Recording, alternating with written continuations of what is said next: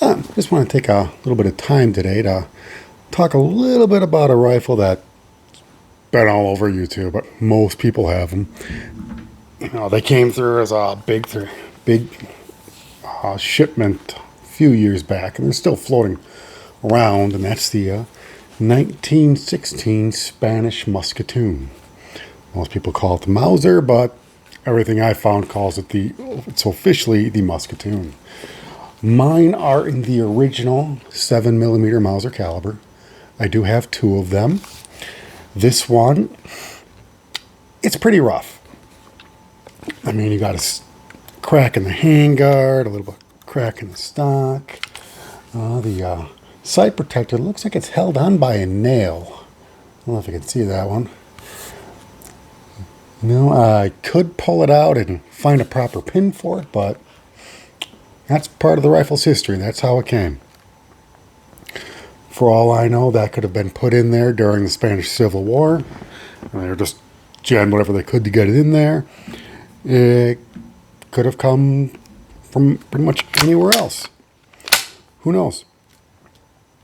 But, standard Mauser bolt action. This one has a fairly typical tangent rear sight. Slides up. We got the straight bar. It's following the curve of the base. Standard Mauser, you got the split front barrel band. Standard Mauser floor plate. You gotta push something in there. Slide the floor plate up, provided it's not seized after almost 100 years of pretty much never being used, because people rarely ever used them. But yeah, they're pretty standard rifles. Nice, fairly lightweight, handy carbines. But this is one that I picked up from J&G Sales a little while back. And it kind of just sits in the back of the collection. It's there. It's been shot like twice. I'm not about to just get rid of a gun just because it's kind of ugly and beat up. I do like to think, okay, yeah, eventually I can fix that split. I can fill this in, repair it, get everything cleaned up. It's just a matter of motivation. The part with these that I think is going to be the interesting one is this is actually generally what you see, except you'll have different receiver markings. Either you'll have the old royal crest or the fascist crest, or in this case, no crest. It's all been cleaned off. There's nothing there.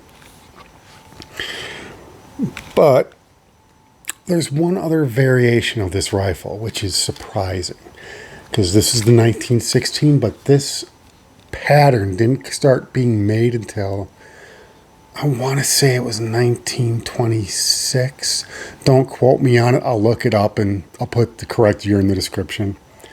They made a number of changes of the 1916 pattern. This is not how the original was. That's the surprising part, because this is the most common variation. I didn't know there was another variation until I stumbled on this 1916. Now, this one was made in 1925. It does have a royal crest on it. At least it's got a crown. I'm assuming it's a royal crest. But this one has a lange vizier rear sight. Obviously, the handguard is made differently to accommodate the sight. This has got a solid barrel band. This isn't split like that one. This one also has a hinged floor plate. So earlier, they were trying to make it a much nicer, more modern Mauser, with the exception of the much older style sight.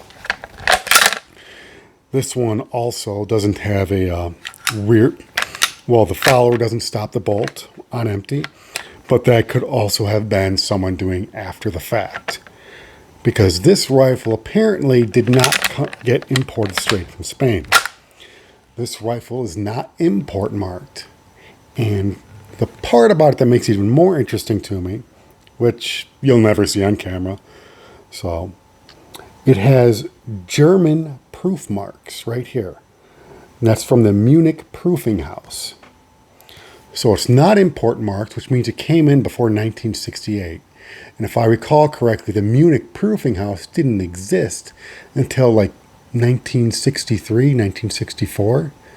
So there's a 3-year window back in the 60s when this rifle came into the country. And it is in far better shape than the other one. I mean, I love the stock coloration. It's this nice deep chocolate, except for this one spot up here. Now, that's probably been refinished sometime over the years. You know, it's a lot smoother. It's a lot cleaner. It's got a nicer trigger. But, yeah, this is a case of you have two Spanish 1916 Mausers, whereby all rights, if this was any other country, that would have been like the Mark I or the A1. But Spain didn't seem to care. And they are both 1916 Mausers. Even though, it's like you look at them, yeah, they're different, but same.